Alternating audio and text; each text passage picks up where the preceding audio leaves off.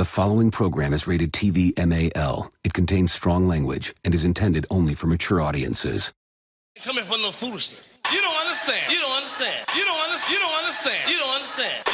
You don't understand. You don't understand. You don't understand. You don't understand. You don't understand. You don't understand. Kick it. You don't understand. You don't understand. You don't understand. You don't understand. You don't understand. Kick it. You don't understand. You don't understand. You don't understand. You don't understand. Kick it. You don't understand. You don't understand. You don't understand. You don't understand. You don't understand. Kick it. You don't understand. You don't understand. You don't understand. You don't understand.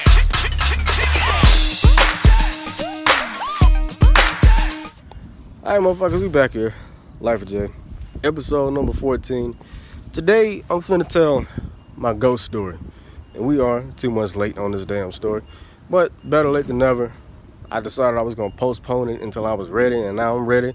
And I felt like Thanksgiving was the best time to tell the story, because Thanksgiving is a holiday all about giving thanks. It's not just about eating a good-ass home-cooked meal that was cooked by your grandmother, your auntie, and your mama at the same time, and getting the itis after you done ate the shit. It's all about giving thanks to people that were there for you when you needed them most. Not only am I paying tribute and paying homage to my grandmother and my cousin, who both passed away due to unfortunate circumstances at a very young age, I'm also giving them thanks for being there for me when I needed them most. Anyway, let's go ahead and get started. This intro was already long enough. We already passed the 3-minute mark, and I'm gonna spit on the camera. We're gonna start with my cousin Stan. Stanley Eugene Dawson. Normally I don't say people's full names, but in this case, I have to. Stanley Eugene Dawson. He was born in 1991. I don't remember his birthday, but I know he was born in 1991, and he passed away July 9, 2010 via gunshot wound at the age of 19. So it was at that point when he passed away at the age of 19, I'm like, man, the kids out here ain't even making it to C21. They lucky enough to make it to 18. But the fact that some of these kids out here is not making it to the age of 21 is just sad. Let's start from the beginning. I was in my room when this happened. I'm playing Madden 07 on the PS2. This is when I was playing my PS2 heavy. It's before I got the PS3. I was playing Madden 07, my favorite Madden of all time. I was playing with the best team in the game, the Seahawks, and I was going against the worst team in the game, the Browns. And it's fitting that they called the Browns, because that's exactly what they was playing like. They played like they had some brown in their football types, playing like complete shit. And there was some shit at the time. But I'm in the middle of busting the Browns' ass. And right before the first half ended, I started hearing gunshots. I paid it no mind. It's July 9th, as I said. And normally around the 4th of July, people light fireworks before, during, and after. That's just a known thing in DC. They do it all the time. I don't know why. I don't know why they don't just wait until the 4th of July to light the fireworks. They wait before and after. That's tough. So I paid it no mind after I heard the shots. I thought it was fireworks. It wouldn't be the first time I thought that shit. When they had the shootout down the street in Parkland at that damn busted up ass playground before they changed the look of that, I thought it was fireworks, not realizing that it was actually gunshots. I didn't realize it was gunshots until bullets started ricocheting off the fucking playground. That's when I got my ass the fuck down. I finished the game, and it's about 2 hours later. No, it didn't take 2 hours to beat that game. I played a couple more games after, like maybe 2 or 3. And I don't remember how many minute quarters I was playing. It might have been 5-minute quarters for the first game, and then I turned the quarters down. I think I put it on like 2 minutes, and I adjusted the sliders. We all do that because we ass at the game. And I was real young. I was like 14, so yeah, I sucked at the game. I'm not gonna lie. So I adjusted the sliders just to make it easier for me. After I finished playing Madden, I went ahead and ejected the disc, and I put in Sonic Heroes. And normally when you play PS2 games, sometimes them joints tend to take forever to load. And this game was taking a sweet ass time to load, so I decided I was just gonna start flipping through channels and shit just to watch something real quick while the game was loading. And I flipped past the news channel, and I seen Stan's name. I seen his name on my periphery. I flipped back to the news channel just to make sure I wasn't tripping, and it was actually true. Stanley Dawson. Now at the time I didn't know his last name, so I thought nothing of it. I thought that was just a different Stanley. I hope it ain't my cousin. I pray to God that it ain't my cousin. So again, I thought nothing of it. And then the next day, we got the news. It was confirmed it was my cousin. And I almost lost my shit, but I held it together. We get to the funeral, and it was baking out this bitch. It was about 95 degrees, damn near 100 degrees. It felt like the devil was out here having a cookout, grilling and shit. You know what I'm saying? Grilling hot dogs, hamburgers, kebabs, and steaks out this bitch. It was that goddamn hot. It was so hot, in fact, when we got to the burial, like almost an hour later, and it was hot as fuck in the church too. You know what I'm saying? They had like a limited supply of hand fans, you know, one of them joints like this that all the old church ladies have and shit, where they sitting in the front of the church with their flower dress on, their flower hat, and they say, "Take your time, pastor, take your time." Them type of fans. They ain't, I don't even remember how many they had. It was like 100 people in that church, and they only had about 30 of them bitches. How you not prepared for that? It's a damn funeral. You know it's gonna be hot. Tears all over the damn place. People blowing snot bubbles. You gotta have them fans. You got to. At least turn the AC on in that bitch. How you gonna build a church and not have an AC? So we get to the funeral. It's hot as all living shit outside, and just about every older, mature person that I've seen had on regular church attire. You know what I'm saying? They had on that traditional funeral attire. Meanwhile, because I forgot that this is a hood funeral and not a traditional black funeral, this is a hood funeral. So of course, all the kids is not gonna have on normal church attire. This was the ghettoest funeral I've ever been to, no disrespect. Kids out here was wearing jeans, cargo pants, shorts, khakis, and they was wearing J's, Foams, Timbs, New Balance, every shoe in the book other than dress shoes. At least wear some black boots. You know, I don't even like wearing dress shoes, so I opted to wear black boots.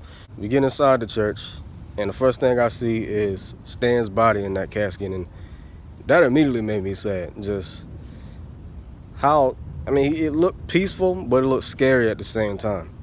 And what made it even more scary is that his fiance, because he was engaged at the time, his fiance walked in the church, didn't even want to go up to the casket. She immediately dropped down to her knees and started bawling her eyes out. And I felt so bad for her. I walk up to the casket, slow, just like this, just looking at him, and I couldn't help but picture myself in that casket. And I don't know, I just don't like caskets. I don't. You know, when I die, I want to be cremated. You know, I don't want to be in no fucking casket. I hate caskets. Just looking at them. They might be beautiful, but it's scary. You know, you go to a funeral, you feel like that white guy from Death at a Funeral minus the drugs. But I'm looking at him in the casket. I get to the casket, and I said a few words to him. I don't remember what I said, but I said a few words to him, and I held up the peace sign, kissed the peace sign, put it on his heart, and just said, "I love you, brother. Rest in peace." After the service, we have the pallbearers come and grab the casket. They load it into the hearse, and we get ready for procession. I almost said recession. For the longest time, I've been calling it recession. I didn't know it was procession. We get to the burial, and before they lower the casket, they start saying prayer. Somebody started singing, and Stan's parents walked to the casket. They say their final goodbyes, and his father was bawling his eyes out, damn near fell on the ground. I couldn't help but feel bad for him. His mama was crying. It was just an all-around sad situation to be in. You know, again, I picture myself in that situation. You know, either me being in that casket or I'm dreading the day that I gotta bury my parents. Just imagine that. Having to bury your parents is already bad enough, but having to bury a child, that's fucked up. You should never have to bury your child. It's always supposed to be the other way around, even though you don't want to do it, but we all gotta die someday. But they start lowering the casket, and everybody's crying. One girl passed out. I see my Uncle David off in the distance kicking dirt, cussing up a storm. And it was at that point that I noticed, not noticed, but I'd realized that he might know something that I don't. What really happened? And 10 years later, I finally found out what happened, which we'll get to that in a second. We get to the repast, and we have that good ass food, and I gotta say, without being disrespectful, repast food is some of the best food to eat. Everybody pitch in something. You got somebody that make the fried chicken, good as all living shit. You got some people that make the collard greens without the hog, you know? But that's one thing I hate is when people put pork in their greens. I do not eat pork. I'm not gonna say at all. I eat some pork, you know, pepperoni, bologna, that's about it. But I don't eat pork in general. And when they put that hog in their greens, it's just, I don't know, it just makes it taste funny.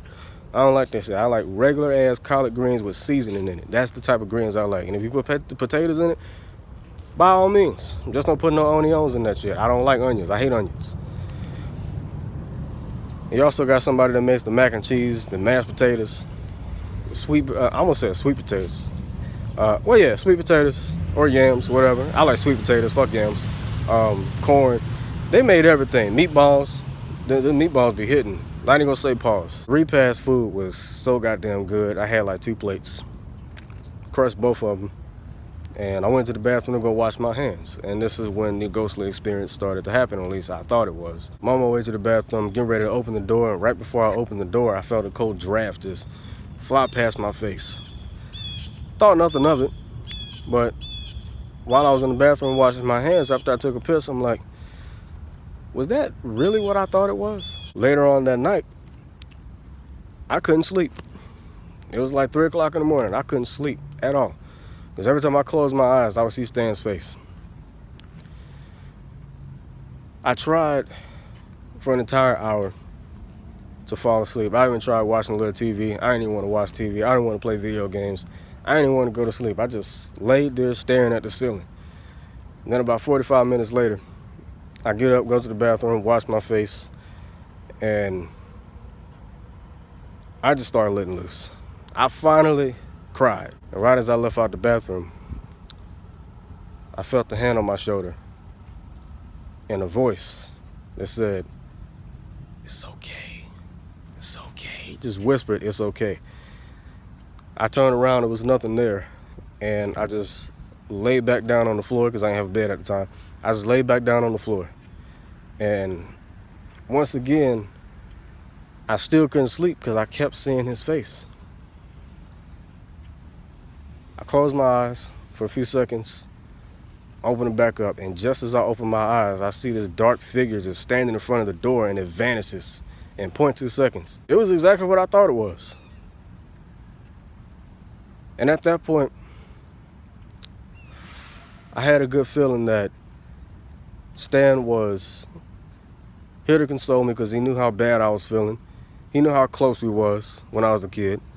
So he came to check up on me to make sure that I was okay. And after about half an hour, I fell asleep. Now that was the only ghostly experience that I had with my cousin. Before we get to my grandmother, the thing that my uncle was pissed about with him kicking dirt and cussing up a storm, for the longest time, I didn't even know the real reason why Stan was killed. I was working in King George, VA with my cousin, Whoopi, and we was over there doing like, not construction per se, we was like installing shit. I don't remember what the hell we was installing, but we was doing installation work. And this was actually my second installation job, because before that I was working in Mayfield. So, actually, wait, did I say Mayfield? We was working in Manassas. We was working at Mayfield Intermediate School. But we was working at King George, and it's after the shift. We finished working. I was tired as hell. And while we was in traffic, we started rolling up a blunt. And sometimes when you get high, and yeah, we was driving while high. He rolled up the blunt, lit it, and we just started getting high. After about 15 minutes, we are high as shit. I'm more high than he is. He barely even hit the blunt. He hit it a couple of times, but because he was driving, he didn't hit it too much. You know, you can't be too high when you drive. I said when you drive. So I hit it most of the time. And then he stopped at the bank to go, I think, cash a check, something like that. I don't know. But before he even did that, he was on the phone with somebody, and he mentioned that it was July 9th. I didn't even have no memory of it. I didn't even think of what day it was, because I forgot about it. It's been 10 years. You eventually forget shit. So he said, it's July 9th. It's the 10-year anniversary of my cousin's death. I'm like, oh, shit, it is. And then I thought about it. When he got out the car to go into the bank, I started searching on my phone. I typed in his name, Stanley Dawson, on Google. And I seen that first link, which was an article about what actually happened, and I was curious. So I went ahead and read that article. And it was...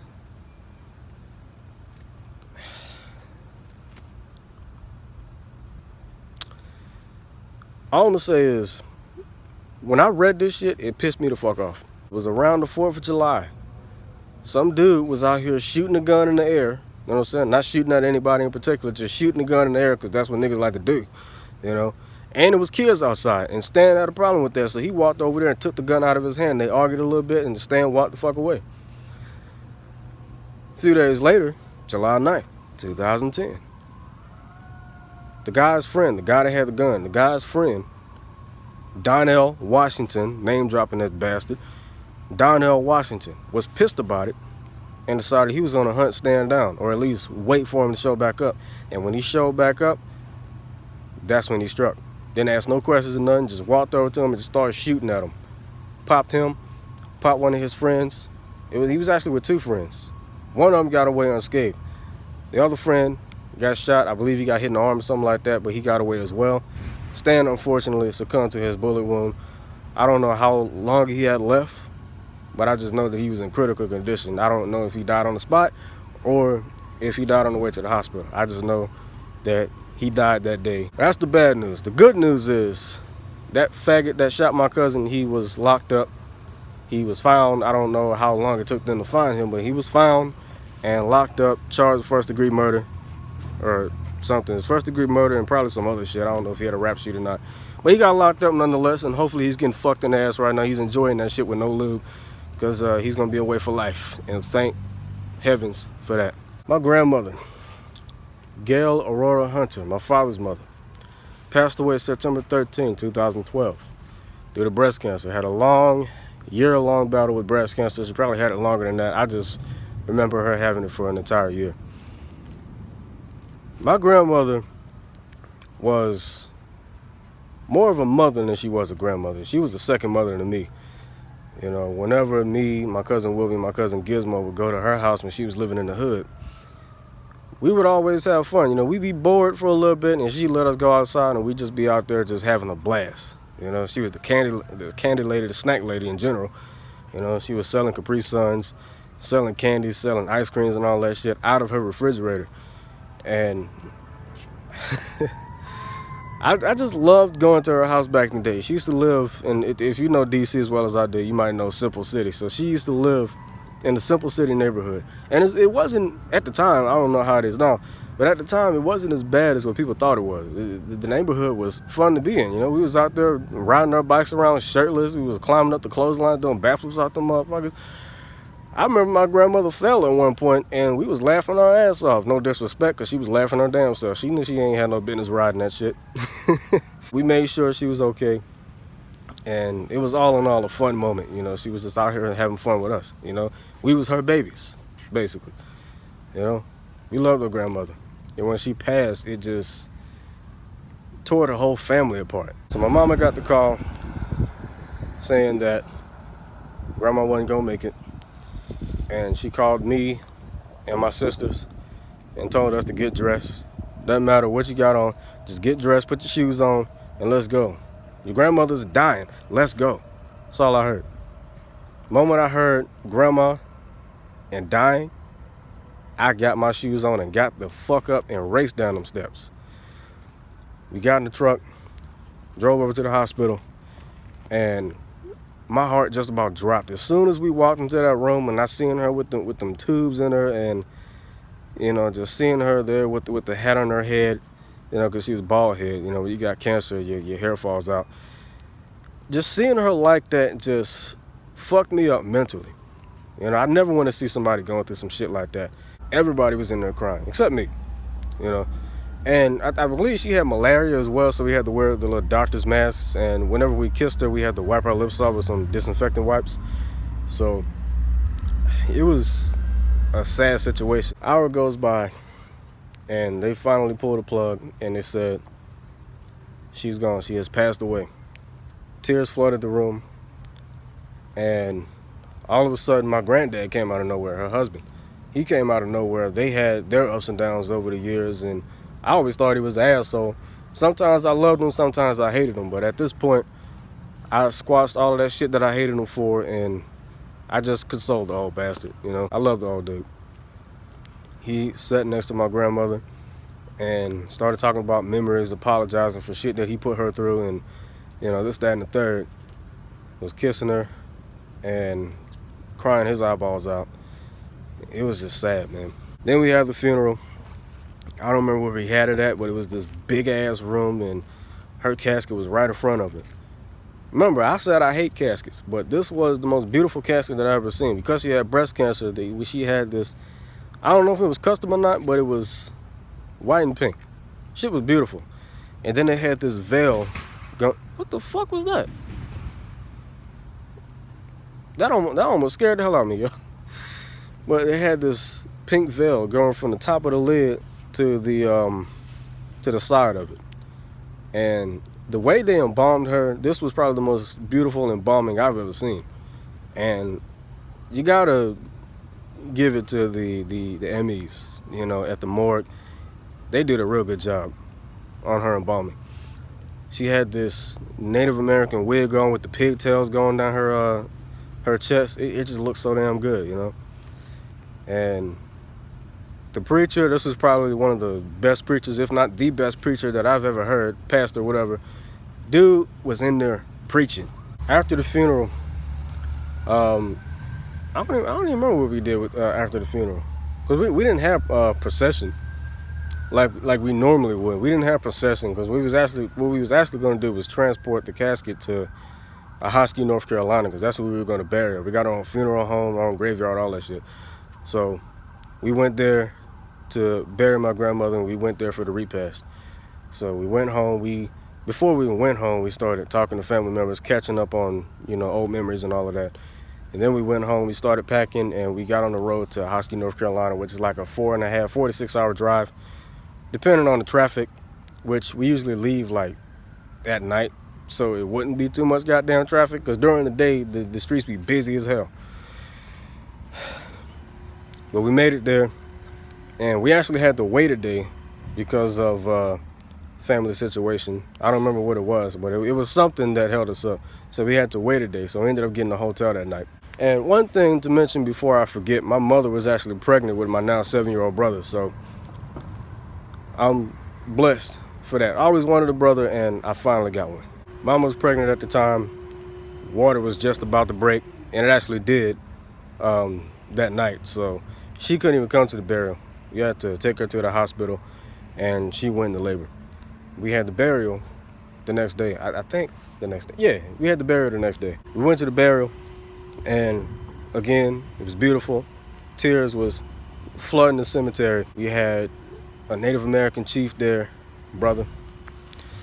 Actually, no, other way. You know what I'm saying? The heart is right here. One of our Native American brothers came over. He was there.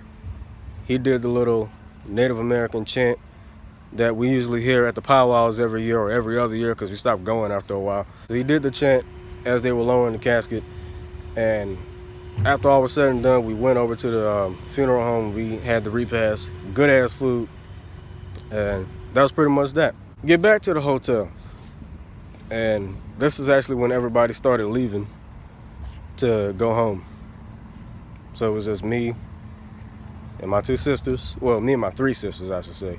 Me, my 3 sisters, and also my cousin Christina, who I ain't never met before up until this point. And I didn't even know she was a cousin. I thought she was just a friend of the family, and I low-key had a crush on her, I ain't gonna lie. Everybody had been through that point, you know. Everybody done had a crush on one of their family members, and they all thought, if we weren't related, you know, we've all had that moment. I remember sitting next to Christina after the funeral, and I just put my arm around her, just on the bench and shit. And my mom was like, I hope you ain't over there trying to holler at your cousin. I'm like, you had to be a buzzkill, huh? Oh, shit, son. But it was a beautiful moment nonetheless. I ain't gonna lie. I really tried to shoot my shot at my own damn cousin. That's funny as hell. We've all done it. You know what I'm saying? We're all guilty. The ghostly experience, all right? This is where it started. We're in the hotel. It's late at night, and I'm about to charge my phone. At the time, I had a Samsung Intercept, worst phone I ever had. That phone was garbage. The HTC Touch that my father gave me, it was his old phone. That was better than the Samsung Intercept. The LG Rumor that I got from my grandmother for my 14th birthday. I know, 13th birthday actually. I got it when I was 13. That phone was better than the Samsung Intercept. The Rant that I got the very next year from my birthday was better than the Samsung Intercept. That's all I got to say about that. That Intercept was garbage. And one thing that the Rumor, the Rant, and the HTC Touch all got in common, I dropped them all in the toilet. They all got wet. Oh, I was a clumsy ass child. We're in the hotel. It's late at night. I'm getting ready to charge my phone. I had a Samsung Intercept at the time, garbage ass phone. I'm trying to charge it. Charger that I had was trash as well. Barely even tried to work, so I had to hold the shit. And while I was holding the shit, I just so happened to look at my peripheral, again, being out of nigga's side vision. I seen this white figure just walk slowly into the bathroom, just so peacefully into the bathroom. And I said to my sister, Pinky, you see that? She's like, you see what? I just seen this white figure just walk into the bathroom. And I walked over there, looked in the bathroom, nothing was there. But my big experience came later on in the night. It's like 2 o'clock, 3 o'clock in the morning, just like last time. I couldn't sleep at all. I couldn't sleep. I tried to sleep, but I couldn't because I kept seeing my grandmother's face. And then the room started getting cold, and I opened my eyes because I'm shivering and shit. I ain't even want to put the cover on because them hotel covers is trash. I'm shivering. And I sit up to turn on the radiator, and before I can even reach over to do that, I'm looking at the foot of my bed, and I see this figure just standing right in front of me, just looking at me with a smile on his face. And I noticed that it was the same outfit. The outfit that this figure had on, it was the same outfit that I seen in my grandmother's casket. And I'm just sitting there in the trance, like I'm frozen, because this is the first time that I've actually seen one that wasn't a split second. Because when I seen Stan, I opened my eyes, he was there, and then all of a sudden he wasn't. And just disappeared within 0.2 seconds. But this was my grandmother. She was standing there with a smile on her face, and then just vanished after about 5 seconds. After I seen that, I started crying. My sisters was already asleep, so they didn't see it. But I started crying. I turned the radiator on, and I eventually just fell asleep. So I was happy that she came to visit. And it's not the first time that she came to visit, because the next day after we checked out, we went to the hospital. And this was after my mama gave birth to my brother. I got to see him for the first time. I got to hold him for the first time. And of course, after every delivery, after every birth, you got to watch these boring ass videos about how, what and what not to do, with your new baby, with your newborn. And they talked about shaking baby syndrome and all that shit. I already know what and what not to do with a baby. I ain't never shook a goddamn baby in my life. Who would be stupid enough to do that shit outside of unfit parents? Come on now. Later on that night, I'm laying in a recliner. My father's in the chair. I don't remember where the hell my sisters were sitting at. I think they were sitting in some chairs as well. But I'm laying on a recliner. I'm knocked the fuck out. Once again, it's 3 o'clock in the morning. I sit up, get ready to go to the bathroom because I had to piss. And right before I can get up out the recliner, I see this shadow on the wall just rocking back and forth. It looked like it was knitting something, but it was rocking back and forth just like this. And then it disappears. Once again, I started crying. The main experience that I seen was seeing inanimate objects in the form of a breast cancer sign. I remember when I was walking up Southern Avenue, going to the train station to go to work, and I seen this shoestring just sitting on the ground in the form of a breast cancer sign. And whenever I see those, I know that my grandmother came to visit to make sure that everybody was okay, including me. Also, I remember this was around the time that me and my ex got back together. This was after I found out that she cheated on me and got pregnant by another dude. We ended up getting back together, and around December, I forget what day it was, but it was around December, we ended up going to Mike's Crab Shack, and we celebrate something for my aunt. I don't know if it was for her birthday or what, but we went to Mike's Crab Shack. And when we got in there, I look on the bench, I look on the seat, and I see this zip tie that we usually wrap cables in when we do installation work or AV work. I see this zip tie in the form of a breast cancer sign. Another instance, I was working this Harry Potter show in Tyson's Corner. We wasn't working the actual show, we was just doing carpeting, which carpeting is bullshit. After all was said and done, after we finished the shift, we went ahead and started cleaning everything up, and I seen this tape on the ground that was from a cardboard box, and that was in the form of a breast cancer sign. Another instance, I'm in the house, and I go in the freezer to go get some ice, and this was in the old refrigerator that we had before we threw that bitch out.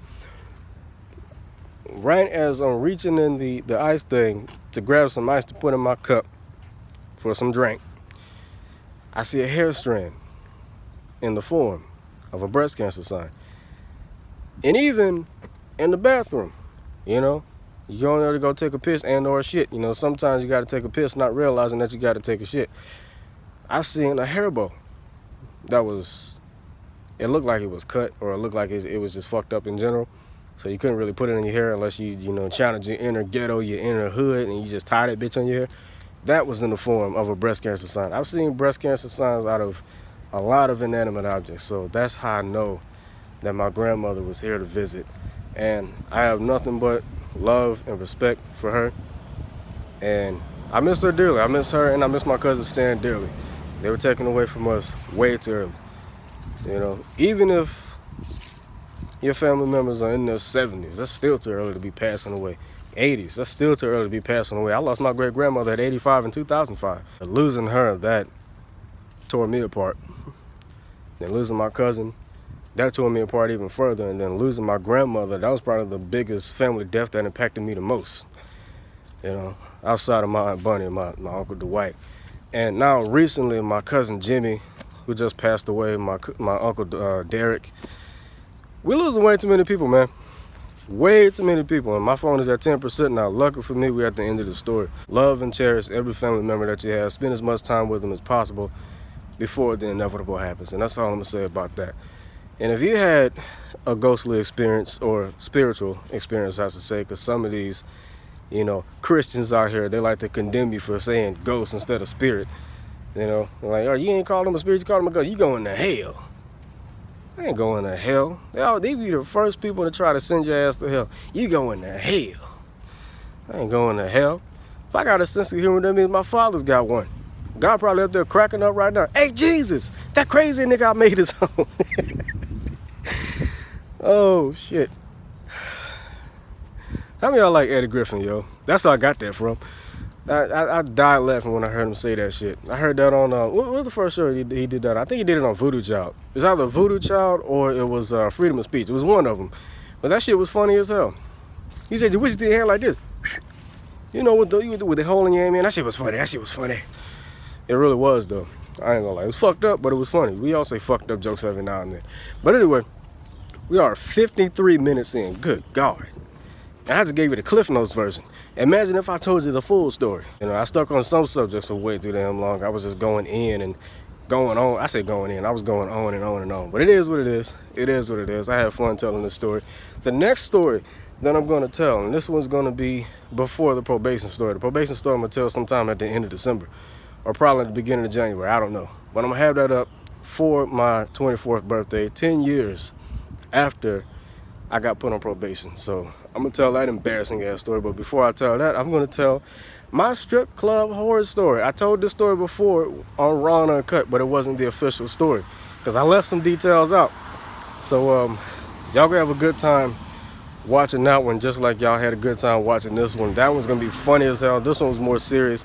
I'm gonna get back to my normal Life of Jay ways, my normal storytelling ways when I do that story. So be on the lookout for that. That's just gonna be funny as hell. With that being said, I'm out, man. Peace. Fuck Donald Trump. I finally got to this story in one take without getting emotional. Oh my goodness. Y'all don't know how many times I tried to tell this story, man. I tried to tell this shit about 7 times.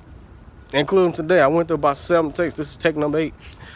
Bars, this shit rhyme. Anyway, once again, because I gotta say it. Until he's out of office, I'm gonna keep saying it. Fuck Donald Trump. Toodles.